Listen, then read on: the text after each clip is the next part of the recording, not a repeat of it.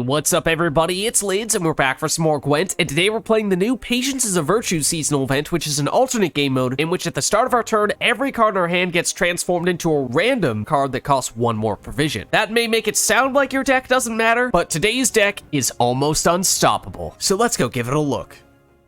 So today we'll be playing a Northern Realms Pincer Maneuver deck because this ability gives us one of the few ways to play a card from our starting deck before it transforms, giving us rare consistency in an event that's all about chaos and unpredictability. We've had lots of success in the past with the dedicated Pincer Maneuver Erland decks, and while we can still use our leader ability to get Erland as a great round 3 finisher, that's less of an emphasis in this deck. Because although Erland decks were a great way to get enough points to win one round, to maximize Erland's value, you'd have to fill your deck with a bunch of 4 provision cost units, which meant that when you weren't playing Erland, it took a long time before you got to powerful, higher provision cost cards, which made it tough to win rounds when you weren't playing Erland, sometimes forcing you to play him in round 1 or round 2, or occasionally meant that even in the round that you played Erland, although he'd give you a lot of points, your opponent could still catch you if all of your other cards were much weaker. So we don't have quite as many units in our deck this time around, which means Erland is not worth quite as many points, but that's because the rest of the deck is designed to make up for Erland's biggest weaknesses. Granted, we can potentially still use Foltest to boost up a bronze card and add copies of it into our deck, and because we have Devotion, those cards will also get a boost, so if you get that combo going for a while, likely in round 1, then that can still help to empower Erland long term. But the big difference is that this time we have several other win conditions for both the round that we play Erland and for other rounds as well. Most notably is King Demavend, because if we use Pincer Maneuver to get him out, we can then use him to play 3 more cards from our starting deck, giving us another way to get consistent value that our opponent can't match. And in this case, we'd like to get double Winch, that way we can boost Demavend and immediately reset his cooldown so we can use another charge. So if you use 2 Winches for this, you can get 10 points of boosts on Demavend, and then use Demavend's last charge to get Foltest on the board, giving you a card that is both an engine for the current round, and as we were saying, also sets up Erland for a future round.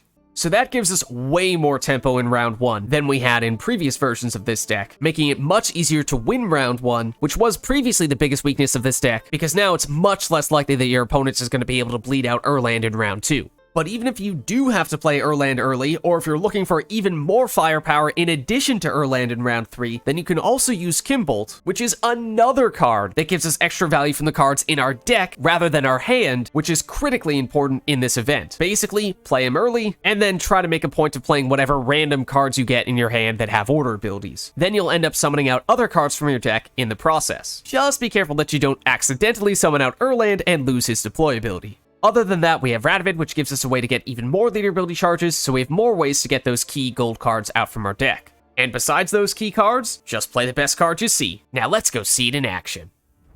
Alright, so going up against Northern Realms here, and they'll go first. Alright, so we want to make sure that we don't have any of our really important gold cards in hand, and we do have Erland in hand, so we want to mulligan him out. We would like to ideally have 2 Redanian Secret Services in our deck. We only have 1 in our deck and 1 in our hand here, so this will get changed, but I think we settle for this because otherwise we run the risk of mulliganing this and getting a very important gold, and we don't want to brick one of those.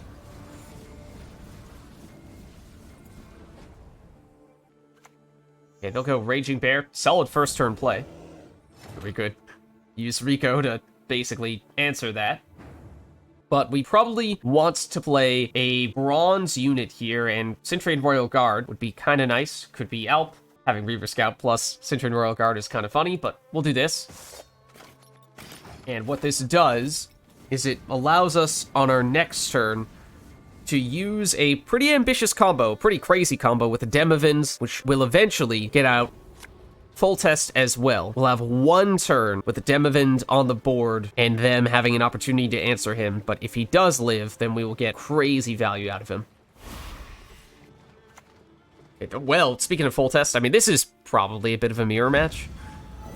Just that they may not be running quite as ambitious a setup as we are. Now, granted, we do have Glynis in hand, and she is possibly the best card in this entire event because you're going to trigger Assimilate on basically every turn, more or less automatically. So you could maybe make the case for delaying that big combo, just the sneak in Glynis as well. Maybe we'll do that. It means that when we do eventually get Foltest out, he'll have 1 less turn to be active and doing his thing, creating extra copies. The reason why that's important is because Yes, it's 1 point worth of boost per turn, but he adds a card to our deck every turn as well, which is what they're starting to do here. And that means that we get more cards in our deck for Erland to boost, making him a bigger point slam when we eventually end up using him. We're not a Golden Necker deck. We will use a leader ability charge here. This is where we're going to use Demavend. And we're going to put back in basically any unit other than Demavend. Let's go for, I guess, I don't know, taller. We use Demavend here. And we pick... Granted, I did not make a point of checking if we had both winches, but we still have those in deck, so that's good. And then you could either use your last one on Foltest or on Radovid. Foltest is a little bit safer, because for this one turn, we've banished those 3 cards, and if Demavend gets immediately answered, we will not see those 3 cards ever again. Foltest is technically a luxury, not a necessity, whereas I guess you could make the same case for Radovid, but I feel like Radovid, you'd like to be more certain you're going to see him. So let's go Demavend now, and I'll show you what this was all building up toward. So you go Winch. Then you go Winch. Technically, these are not from our starting deck, because we banished the ones that were from our starting deck and created a copy of them. So these are all triggering Glynis, which is fantastic. Now we put Foltest down there, so now we do have the combo they have. Went a little more slowly because we wanted to get Glynis down as well, and it looks like that might already have paid off for us. That was all just from Demavend. So we still have to play a card from our hand.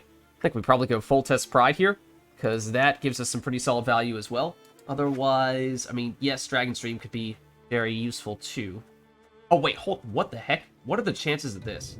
Okay, I mean, yes, I did see both the Unicorn and Sharonex in hand simultaneously, which under normal circumstances you would say that is way too good of an opportunity to pass up on, and I almost did it. The reason I didn't do it was because it would have drawn us a card, and we might have accidentally drawn into one of our big gold cards, and that would have meant we don't have the chance to play it, because on our next turn, it's going to get transformed into something else, and then it gets bricked. So that was a risk that I did not want to take. I think there might have also been an Imler's Wrath, and that might have been better to get rid of Scratch Lot or Foltest. Okay, Lydia. Smoke him out.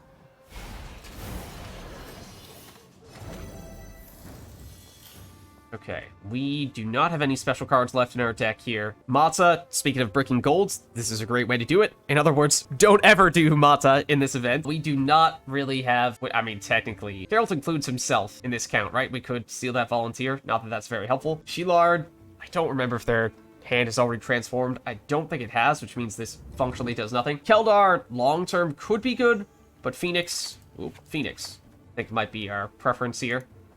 So we have pretty solid value here. Oh, technically, right, it does now get Vitality. It's a new thing, which means it gets out Redanian Secret Service when we don't really need it. Okay, Ivar. Ooh. Well, I was...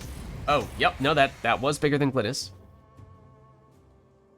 I was about to say, I was eyeing our tall move here with Leo. I mean, we're probably still about to use it. Either row, in fact, because you are a Witcher. So I think that is very obviously the choice, unless you had Spying, but you don't. So let's do this. We'll go for, I guess, melee row. At first, I was assuming it was going to be on Raging Bear, but that's better still, of course.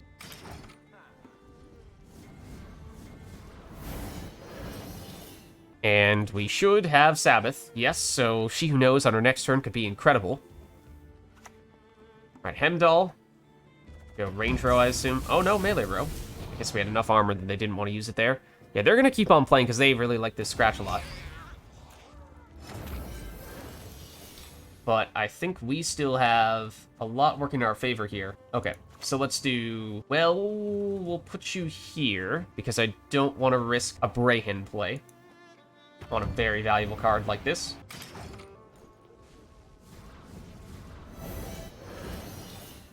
And Beauclair is pretty solid.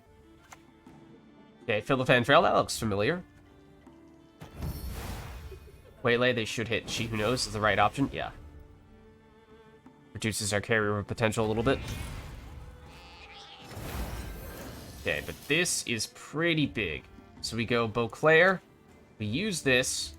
That means we can set you to be, what, a 13? Which is pretty sweet. And then with Foltest Pride. I mean, we're gonna end up resetting you, so we don't want to hit you. We should do probably this, I guess. Settle for that. That gives us a pretty large lead here. They'll pass. Oh, goodness. That means we're gonna win uneven with 7 points of carryover. Not to mention the Beauclair staying on the board, too. Okay, so we want to be careful that we don't draw into any of our key gold cards here. We don't want to see Erland. We don't want to see Radovid. We'd rather not see Kimbolt either. Those are all cards that we'd like to save for round 3, although we could try to push here a bit. Because, I mean, we might even be able to get Sabbath again and get more carryover here. I think we put Dagon back into our deck. Okay. But we don't want to use that last moment. Because we don't want to get any of those gold cards in our hands here. So it's already playing with fire. We also, by playing a little bit longer, have the chance to get the carryover on this Phoenix Hatchling too. Ooh, tell you what, this is not a bad opportunity for Adrenaline Rush. Then you use the Hatchling. And we are almost at Sabbath already. Now, we could have just passed and had card advantage going into round 3 in that case, but to have potentially the She Who Knows carrying over once again was too good of an opportunity to pass up on. And we might be able to bleed out their Erland, because, as I was saying in round 1, I suspect that they are also in Erland deck. They'll use Radovid. It's not enough tempo-wise, and I think we use Dandelion here, and that gives us another way to create even more deck boosting to set up Erland. So if we can bleed out their Erlands in this round, then that could be really useful. We're just barely at Sabbath now, because then they may not have much of any win condition left. All right, Orb of Insight. It is a little bit of carryover, but it is, once again, very low tempo. Which means if we keep on pushing here a little bit more, we could put a lot of pressure on them to play Erland in this round, and that would be very helpful for us. Let's go Windhelm. It's not a lot of time for him to gain value, but he is an engine.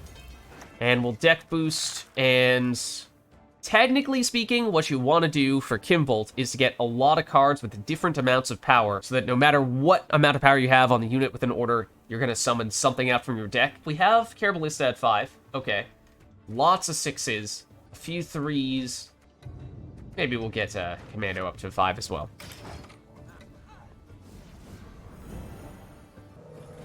Alright, here is one leader ability charge.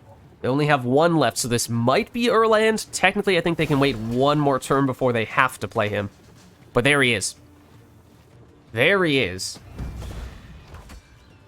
Okay, so they have now made the humongous commitment of using what might be really their only win condition for round 3, because they have so many cards in their starting deck. They probably have a bunch of 4 provision cost cards to maximize the amount of things that Erland boosts. It makes it bigger, but it means that if they are stuck with no Erland in round 3, then they're going to be top decking a bunch of 4 provision cost cards. They're going to evolve into 5 provision cost cards. They're not going to have anything strong in a short round 3. So I think we pass here, because not only does that mean they've already committed to Erland, they're going to still have to play at least one more turn to actually get the value from Erland, and we still have the carryover from She Who Knows.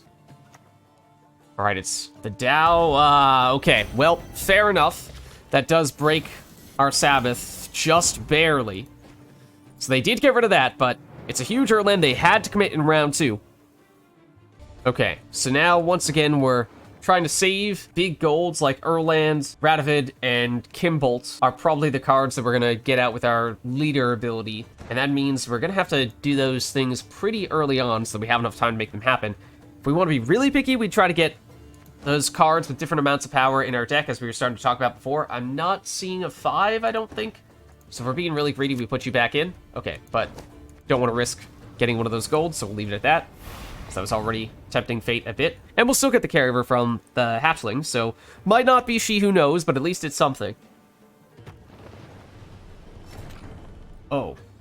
Well, Geralt Quen is an unexpected way to potentially get Erland. It's one turn early for his immunity, isn't it? That is unfortunate in that sense. It's so close to being amazing, but it's not quite. So I think what we'll do here is we'll go leader ability, and we're going to get Radovid here, so that way we can at least get one refunded leader ability And if we have enough time to actually use his order ability, then we have one more leader ability charge. Let's put Tin Boy back into our deck. He is great, but he is high provisions. So that means that, and he will take damage from the longship. If we kept Tin Boy in hand, he was going to end up getting bricked into a scenario relatively soon. Okay, fortunately, they are not quick enough to answer Radovid, so we can use this ability here. Now what we want to do is we want to get out Kimbolt as quickly as possible, so that we have, hopefully, at least one opportunity to get extra value from him summoning stuff out from our deck. It's not guaranteed, because it does rely on us getting other cards.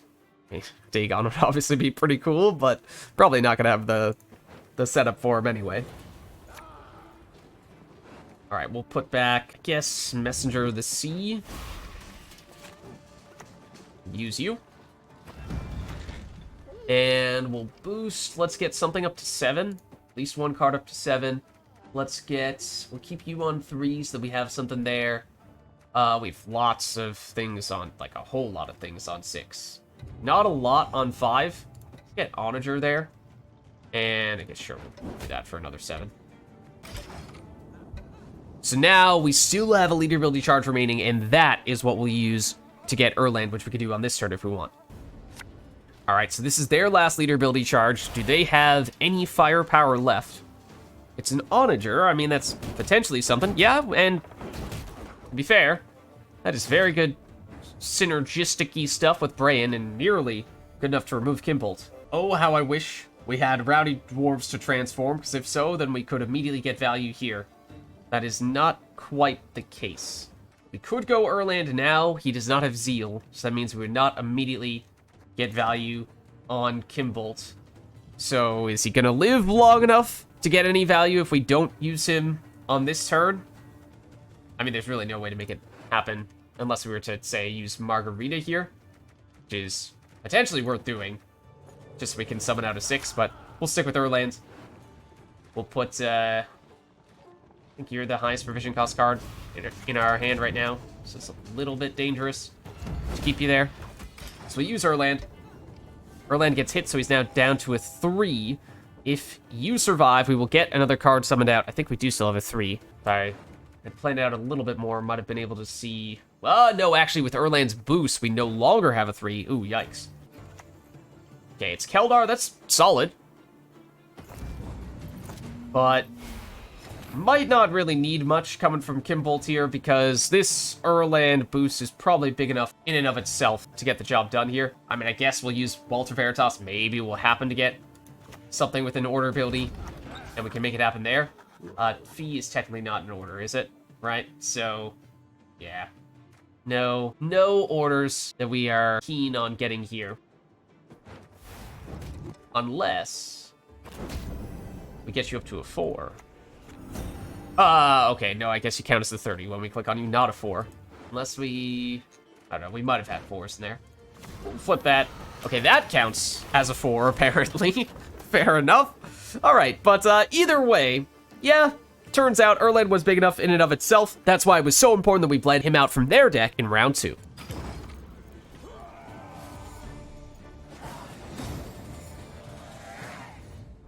Alright, so going up against Nilfgaard here.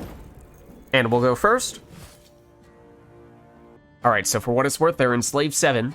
But more importantly, we never want to see Demavend in our starting hand, because that means we will have him transform before we can play him.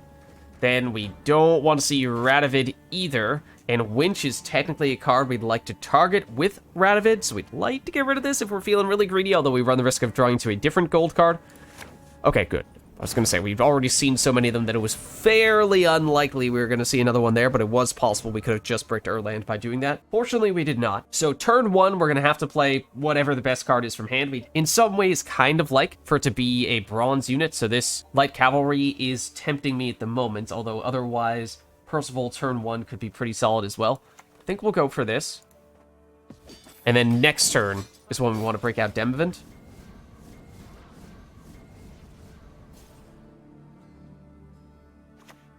Okay, they'll go Redea. With that, they will get Lock. Okay. So that's why I think we bricked one of our Redanian Secret Services in our starting hand, but I believe we, still have one. So technically, if we want to play Radovid on this turn, that would be a threat, but Redanian Secret Service can answer it. This, actually, is more of a threat, because they could steal Demavend since he starts on 7 power. What we can do is use our stratagem to get him boosted out of range of their leader ability. Let's put Windhelm back into our deck. Nope. Play you, please. Okay. We want Winch, and we want Foltest. And then we want to boost. So they might still have tall removal. That is the biggest threat. But that's fine.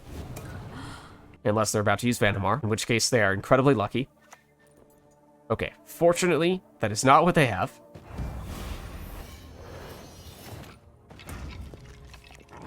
Okay, so now we use Redanian Secret Service. That's why it's here. And we can use this to get a Winch. So we can play another Winch. So that we can use Foltest. Now, it's a little unfortunate, one of the reasons why. Although it might have seemed great in theory to get the light cavalry, I did anticipate that this was going to end up happening. He's not in flanking position anymore. Wasn't really any way to prevent that from happening. So, alright, so be it. That's all from Demavend, though. We have not played anything from our hand yet. So, Voimir, I mean, it's not a terrible thing on the cavalry. Otherwise, Cadaverin, you did put Veil on that, which is a little bit unfortunate. I mean, we could Lord Riptide, I guess. Mostly just for damage. Yeah, I guess we'll do it. It's basically 9 damage plus a 1-point body. And got rid of what was technically a bit of an engine, so not terrible in that sense. Now, Foltest is creating extra copies of the light cavalry in our deck, which is good because they're also boosted because we have Devotion. So that means lots of extra value for Erland in round 2 or 3 or whenever we end up using him. Now, normally, I would like to save our stratagem for Foltest, so that he is harder for our opponents to answer. But as I was saying before, we needed to use it on Demavend, otherwise he was going to get stolen from their leader ability, so had to adapt a little bit for that reason. Now, Raucous Queen is making me wonder if we might be able to do some galaxy brain things here. I mean, I think we probably do use it. It probably, though, is going to end up being on, well, why not Lord Riptide, I suppose? If we do find a way to destroy a Raucous Queen, then we can get a 10 base power card out. Okay, Oniro. Obviously, that's incredible. Okay, that will destroy Foltest. As I was just saying, under normal circumstances, we would be able to boost up Foltest, but we had to use our stratagem on Demavend to avoid him getting stolen from their leader ability. So we only got a few turns of it, but it's not bad getting a couple turns of that because it also has the deck boosting on those cards. And we do have additional win conditions even beyond just Erland. As for what we'd like to do here, no ways to consume a Raucous Queen, I don't think. Eater's not bad. In fact, that's pretty great. So might go that route. Selkirk, we don't have reliable ways to boost him right now. Porixis, a bit speculative. Hard to say if we're gonna find a way to make that happen. To get additional relics. Ooh. I mean, we have much more pointage than they do right now, but if this round does go long enough, Radovid is awfully tempting.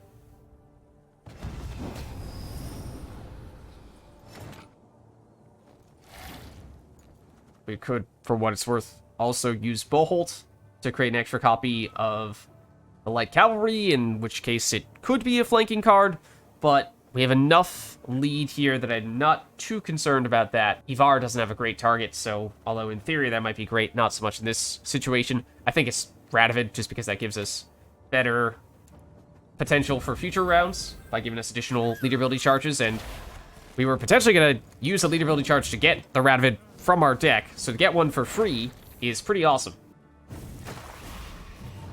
Okay, and they do have very easy ways to get the death blow on Detloff.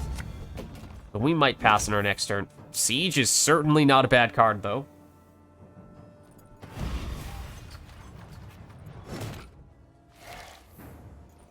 That was very lucky that they got the bleed on on this, though, because that does set up additional Detloff stuff. So we could go further if we were concerned about them passing us on this next turn. We would kind of like to click on this Radovid ability.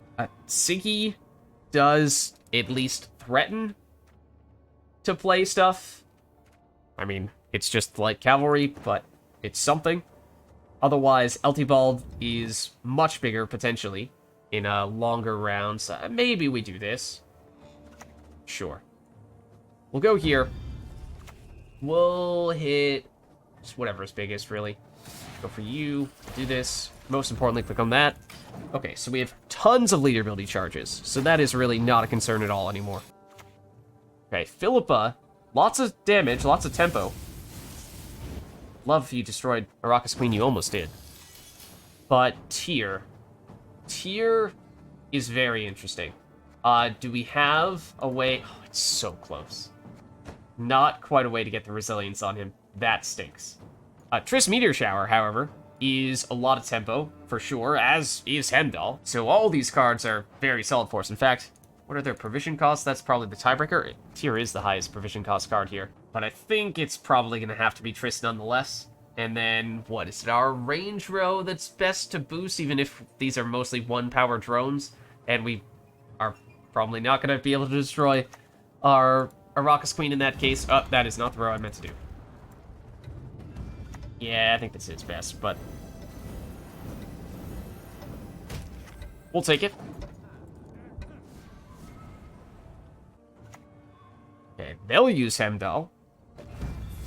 Now, they are kind of playing with fire here. I mean, that's certainly not bad. But we now could potentially get some carryover from Chapter Wizards, which is very dangerous. We are getting a little bit greedy here, of course. But, okay.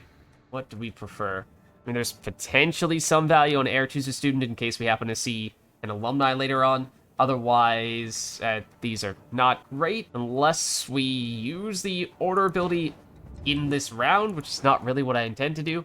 Oh, true, that is in the melee row, so that's not great for the Aretuza Student. Alright, maybe it is the Sorceress then. And are you cursed? You might be cursed, in fact, which might have helped a little bit on Eltibald. You are, yeah? Okay, Foltest Pride will activate the next chapter of Siege. I was gonna say, almost anything else would be very hard to justify. Speaking of hard to justify playing the Warlord here. We could use leader ability charge, because we have a lot of leader ability charges to spare. For the most part, though, the stuff that we have are things we'd like to at least have one turn to set up with so that we can click on an order ability. In the case of either of those guys, I mean, we could... Wilhelm doesn't have a lot of time to set up here. If we were to go Kimbolt and click on you, I think that means you actually count as a 7 after your boost. It's not great. I think we'll still pass here. They may very well be able to catch us, which, you know, I thought that it was going to be difficult for them to make that happen because we had a bunch of great plays, but they've actually put up a lot of points themselves. But we're going to have... Okay, Hjalmar obviously is huge. We're going to have plenty of stuff carry over, so not too concerned about that. Okay, and we just don't want to see any of our key golds here, so we don't see Erland, that's fine. No Radovid, no Kimbolt. Those are all things that we would like to get with a leader ability charge. And we did draw into a few things, or still had a few things, with a little bit higher provision cost. So if they do try to bleed, we shouldn't just have relatively weak 5 provision cost cards. Should have a couple of things here that we could still use. So I think we're okay here. We also have this Chapter Wizards order ability remaining, so if they try to push, then we still have something to work with, but they don't, so we should be fine. And in that case, I don't know, Raiders, I guess, is okay. And might as well do that while we're at it.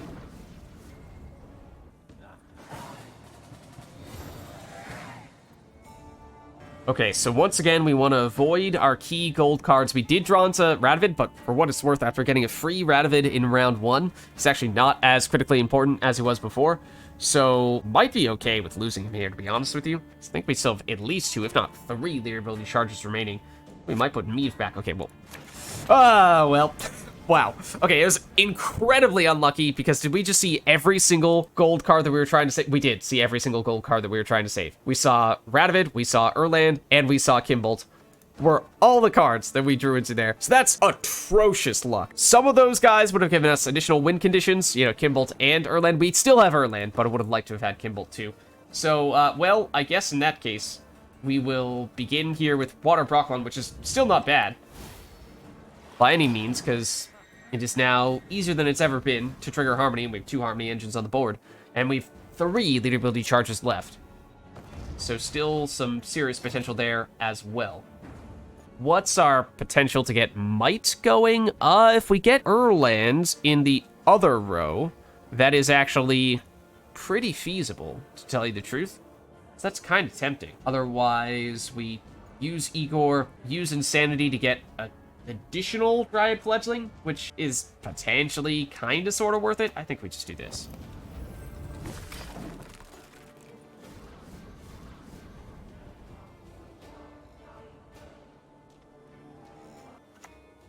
Alright, it's Battle Stations. That is an amazing card if they have enough bronzes in hand, and it's hard to get bronzes in this event because it doesn't take long before they all turn into gold. So they get 1 good card out of it. They draw into a card, which is going to transform, which is potentially a bit of a trap. They still have their lead ability for what it's worth, so we need to be kind of careful about that.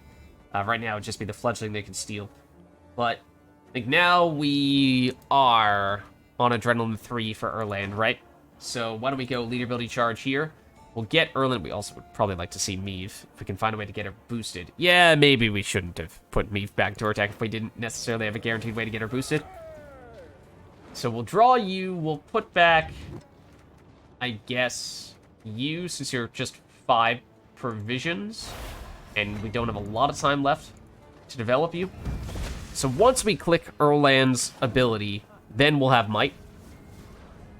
Usually you would like to save this until your very last turn. I mean, technically they have last say, so I suppose if they have forms of tar removal, they will have some ways they could potentially still get him. Okay, Ulula. That's a pretty solid card. Perhaps one we'd like to remove with Imlerth's Wrath. Otherwise, we could go... Saris is not bad, but we kind of want to avoid giving them ways to get value from their leader ability. So I kind of like going... Erland's, and then, oh, yeah, we would need to play a unit, though, right? Oh, only when we play an Ogroid. Oh, okay, yeah, no, that's actually going to be pretty hard to make that second round activate in that case. All right, well, we'll get rid of you nonetheless, but we'll click on that if/when we see an Ogroid in our hand. Okay, Roach. Give them a heavy cavalry, which will be flanking. And I'm not sure what their target is going to be with Illusionist. Oh, okay. More cavalry stuffs. So, Igor, I mean, as we were saying before, technically we could use his Insanity ability to create an extra Fledgling. Otherwise, well, actually, Meave is boosted now. Are we going to have enough time for her to activate? Not quite, right? We're 1 turn shy. I mean, that is, I think, still better than all of our alternatives here, and we do have leader ability charges to spare, so I guess we might as well. She's a little bit out of Enslave range, although she is going to get hit by 1 light cavalry. If they happen to get extra damage from something in their hand, they might still be able to steal her, so this is a bit of a risk. It is a bit of a risk. I'm going to put you back, I think, but I'm going to try it nonetheless.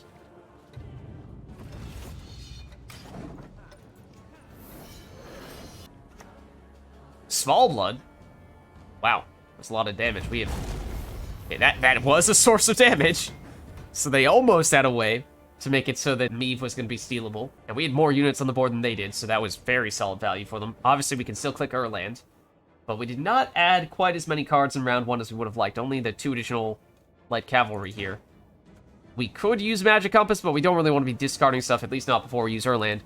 So it's probably going to be a leader ability charge here, and that might be to get a light cavalry in the melee row flanking position, but then they could steal it, which I don't love. I think it might be Kerrack Marine, to be honest with you. So let's click this. We'll go here. We'll go Kerrack Marine.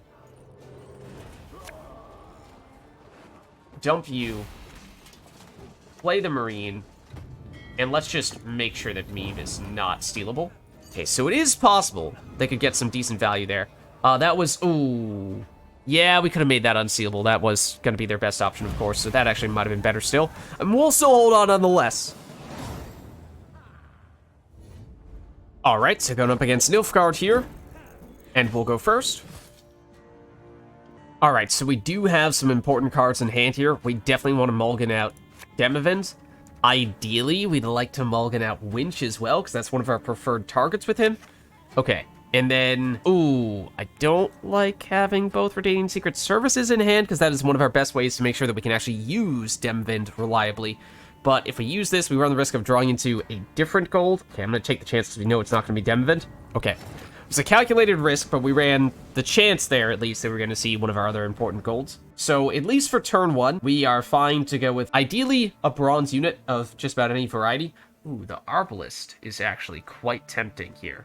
Let's do that. Then, on our next turn, we will use Demavend.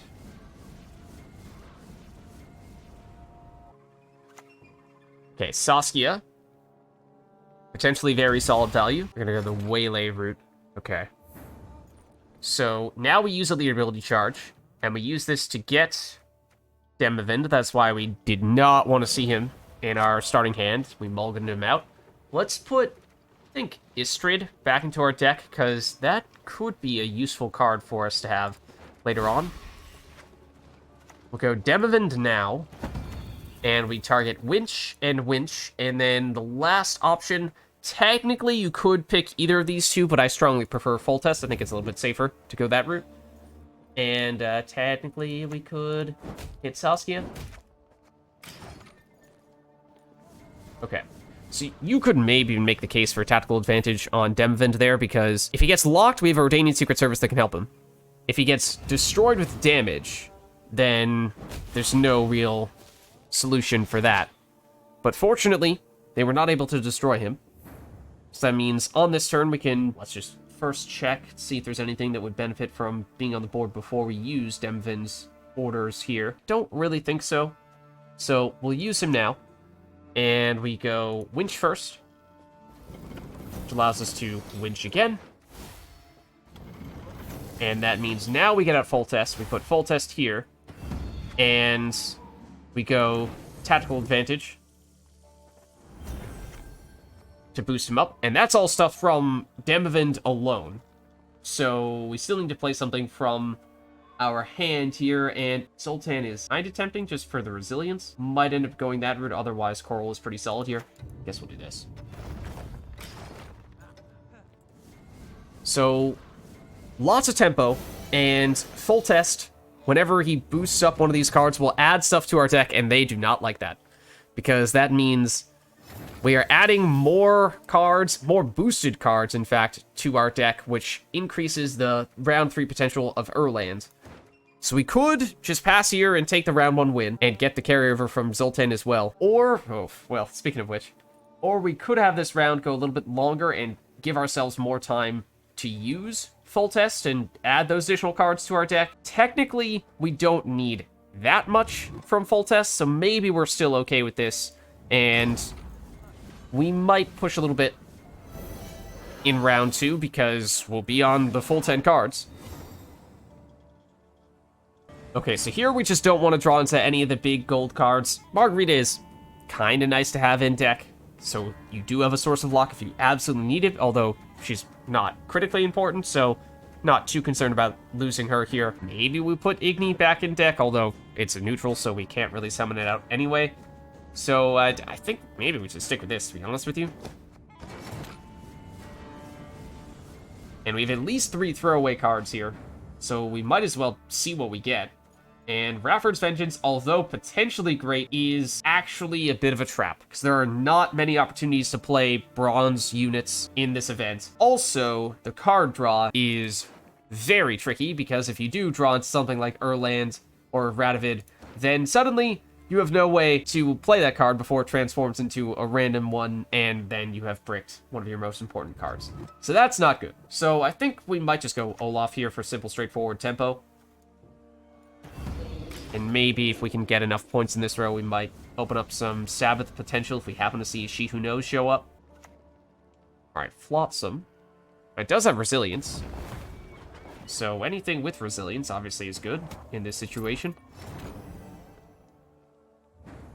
Not a lot of tempo. We could remove with Professor. Obviously, we're not getting the bounty value because you have Veil, but that might still be worth doing because then we get rid of one of their engines. And we should at least check what Marching Orders gives us here. Redanian Secret Service? No, thank you. So I think it is Professor. It's also possibly your highest provision cost card here, which is probably also a reason to play it, because otherwise you might get bricked into something like a scenario.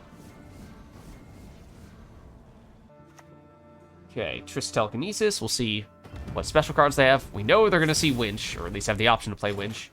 But they realize they just cannot match our tempo, and so they forfeit, because they knew they were going to have to go cards down in round 3. So there's a look at an even stronger version of a Northern Realms, Erland, and now Demavend and Kimbolt deck for the new Patience is a Virtue seasonal event. If you liked the video, then make sure to hit the like and subscribe button to let me know which other cards, archetypes, and factions we should experiment with next. Thank you all for watching, and I'll catch you next time.